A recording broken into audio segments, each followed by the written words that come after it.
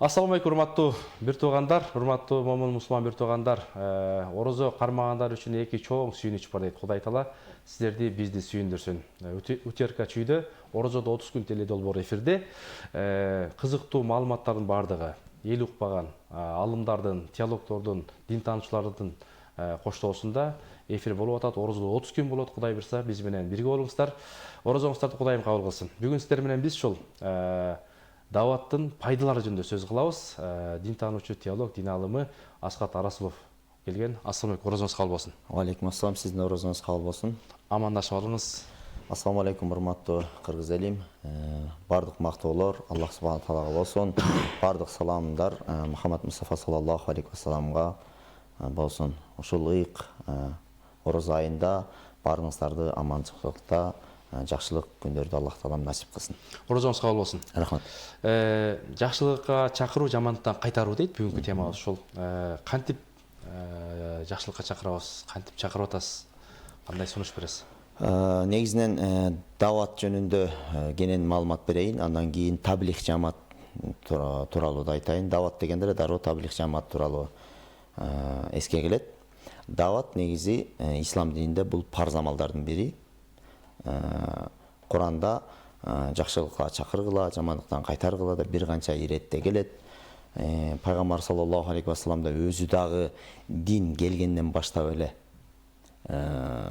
исламга чакырып баштаган, мушриктерге, же болбосо капырларга, же башка эле коомчулуктарга, өзүнүн чөлкөмүндөгү Курайш уруусуна, меккеликтерге келгиле, айткыла, ла илаха иллаллах Мухаммад расулуллах, силер мени элчиликке кабыл алгыла, ислам динин кабыл алгыла, Алла жок деп айткыла, бактылуу болосуңар деп алгачкы эле кадамы бул дават болгон да. Ал эми таблих жамаатка келе турган болсок, 1926 жылы Иляс Кандахлави деген аалым Индияда ушул таблих жамаатты түптөп чыккан. Жаңы түптөп чыккан десе, айрым адамдар түшүнбөйт экен. Ушундагы жакшылап жеткиргенге аракет кылайын. Түптөп чыккан десе, бир жаңы дин ачкандай, же бир жаңы бир агым ачкандай, же бир жаңы бир мазхаб ачкандай сезилет экен да. Бул исламга эле тиешелүү эле, исламдын эле ичиндеги эле нерселерди алып болгону бир тартиптештирген. Бир аз токтоло кетсем, Иляс рахматуллаху алейхи аябай такыва, анан чоң аалымдардын бири болгон экен.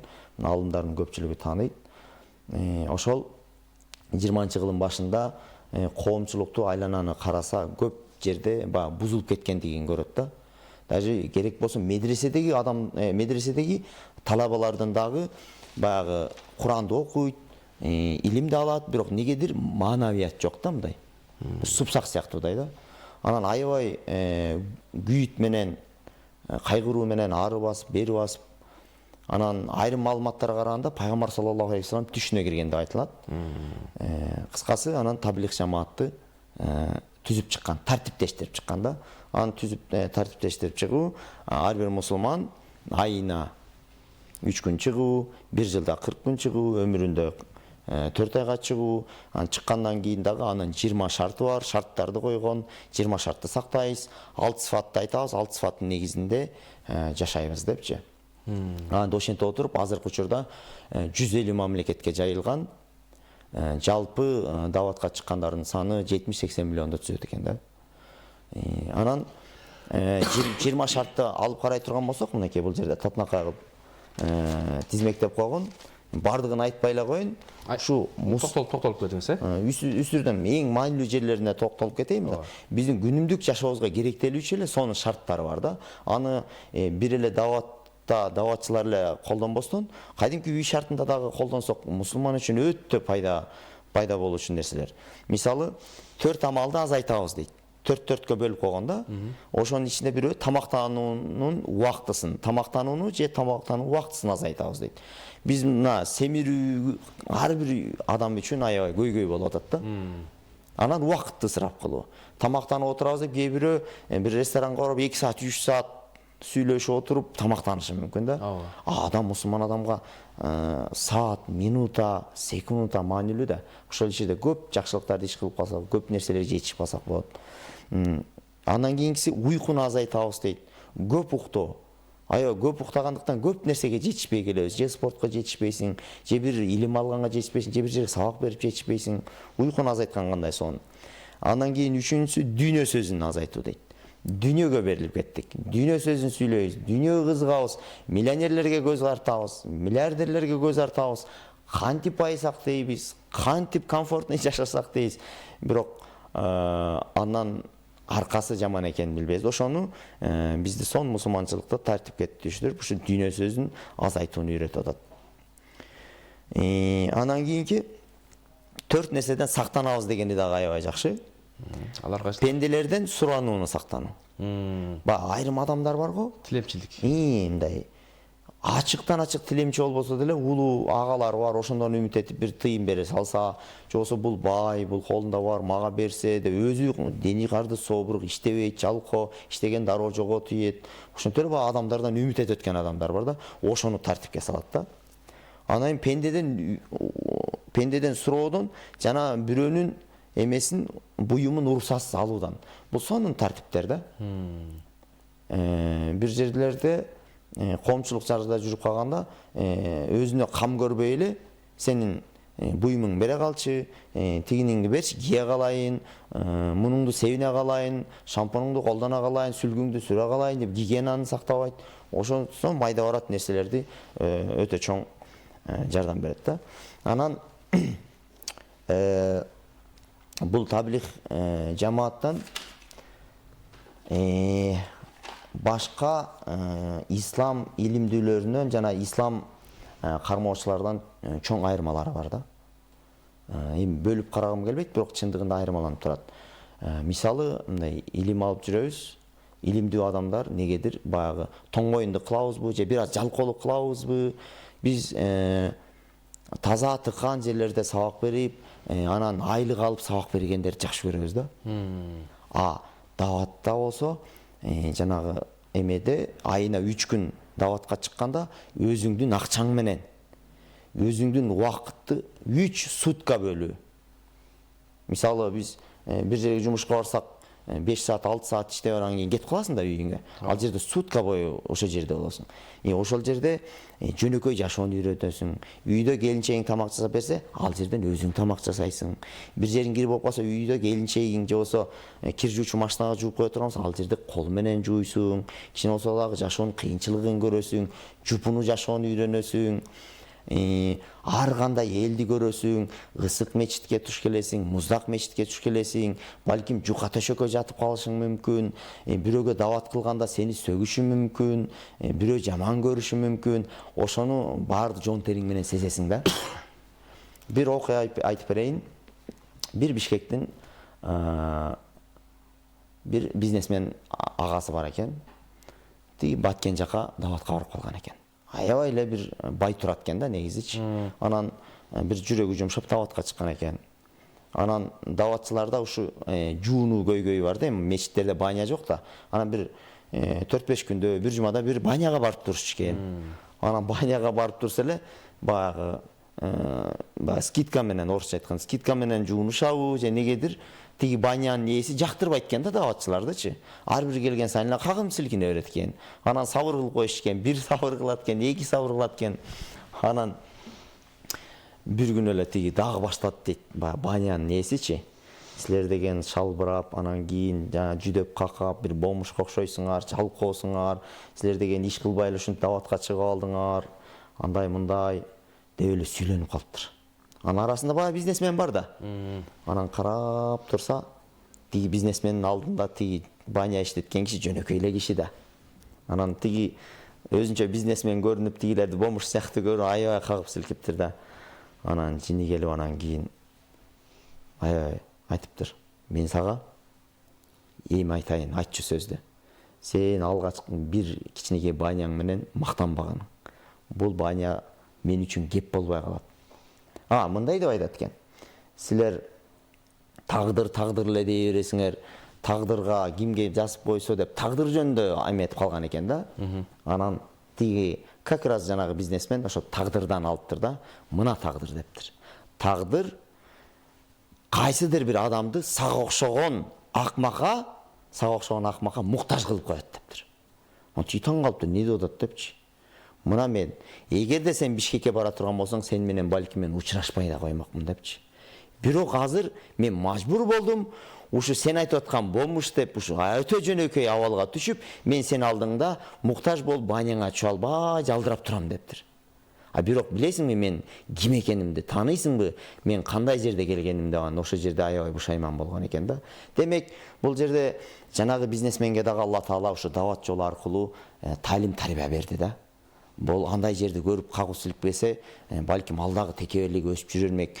Чындыгында ошондой нерселерди Алла Таала көрсөтүп коет. Өзүңүз да даватка чыгып турасызбы? Мен эми Аллах сактасын даватчылардай болуп, ай сайын чыга албайм, бир жылда бир чыгып турам. Анан даватчы десе эле баягы көпчүлүк туугандар башкача ойлойт, кийимдерине сын коет тигүү. Туура, эми анча-мынча кемчиликтер бар. Ал көч бара-бара түзөлөт деп. Бизге Кыргызстанга мындай 90-жылдан 93-жылдардан баштап Кыргызстанга келип баштаган. Келгенден баштап могу массалык түрдө элдин намаз окуусу, массалык түрдө элдин динге келүүсү ушу даватчы туугандарыбыздын артынан. Ушуну билип коюшубуз керек. Мына кече жакында гашка тыюу салынды. Эми баягы даватчы туугандарыбыз жалпы эле коомчулук коркуп атабыз. Гаш аркылуу жалпы даватка тыюу салып коебу дегенчи. Бул деген жакшы иш эмес. Макул эми азырынча тыюу салып койду, балким дагы кайра түшүнүп, кайра эле ошол законду иштеп чыгып, балким уруксат берер. Себеби дегенде бул гаш деген даваттын мотору чыныгы өзөгү эле да, өзөгү. Кыдырып ар бир үйдү такылдатуу. Астагфирулла, айрым алымдар, айрым дин адамдары ушундай мамлекетке эме көрсөтүштү. Пайгамбарыбыз эшик такылдаткан эмес деп, бул жалган сөз. Кудай сактасын, пайгамбарыбыз неге такылдаткан эмес? Канчалаган ошо Курейштеги туугандарынын үйүн такылдатып, канчалаган адамдардын эшигин тешкен. Керек болсо Билал радиаллаху анхунун эмесине барып, Билал радиаллаху анху билесиз, азанчысы. Ошол мусулман динин кабыл алууга чейин кул эле да, күндүзү жанагы ээсинин эмесине зонтик көтөрүп, түнү менен жаргылчак тартат эле. Ошол жерде пайгамбарыбыз түндө барып, ага кызмат менен дават кылды эле да. Эми даваттын түрлөрү бар да. Барып жаргылчагын тегеретип, сен эс ал, мен сага жаргылчагыңды тегеретип берейин, сен кичине эс алып ал деп хикмат менен сонун кылып дават кылганда, ошондо Билал радиаллаху анхунун жүрөгү ушунчалык жумшарган, ошол кезде исламды кабыл алган да, ошондон кийин. Устаз, ушул баягы сиз айткандай мына Билалдай болуп балким кызмат менен жакшылыкка чакырса болобу, болбойбу? Болот. Азыркы учурда менин болжолум боюнча эң кеминде дегенде 10 түр менен дават кылынып атат. Мисалы, бирөө сөзү менен, бирөө кызматы менен, бирөө теле аркылуу, бирөө радио аркылуу, бирөө WhatsApp аркылуу, бирөө макала жазуу аркылуу, бирөө китеп жазуу аркылуу, бирөө болсо жөн эле кызмат аркылуу, бирөө ооз ачыруу аркылуу, бирөө болсо суу чыгаруу менен, бирөө болсо мечит салуу менен, ар ким ар кандай түрү көп. Бул биз баарыбыз биригип, мен атайымына сүрөткө тартып койдум. Утактар менен, Но сүрөт сыяктуу. Жана отуруп атайын тарттым ушуну. Мисалы даватчылар минти эле тоонун эле чийиндисин тартып койду. Кимдир бир китеп менен эметкендер бул арчаларды тартты. Телевидение менен кылып аткандар кушту, булутту тартты. Кимдир бирөө WhatsApp аркылуу, медиа, радио аркылуу муну сууну тартты, таштарды тартты. Ушу менен толуктайбыз да. Мен кыйраттым, сен кыйраттың, сен бул жерде кемчилигиң бар дегенде болбойт. Баарыбызда илимдүүлөрдө да кемчилиги бар. Радио аркылуу дават кылып аткандардын деле толукталбайт, алардын деле кайсыдыр бир орусча айткан недостатка же болбосо мындай жетишпеген жерлери бар. Даватчылардын деле барып анча-мынча кийимдеринде бир тазалык болбой калышы мүмкүн. Ошентип барып анан түзөлөбүз да, кагылып согулуп.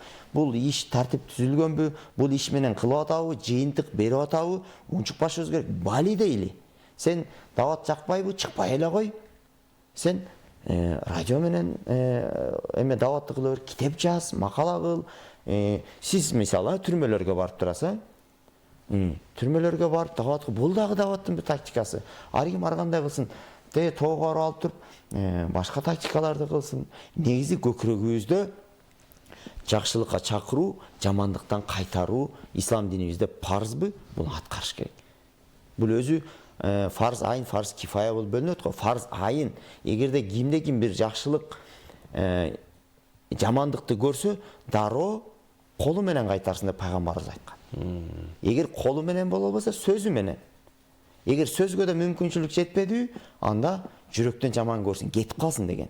Ошо жамандык ишти коштоп, макул мен ичпей эле коеюн, арактан ке, куюп берип турайын. Же болбосо ке, сен зына кылып атасың, мен сени жеткирип коеюн. Демей эмес, алыстап кетип калуу.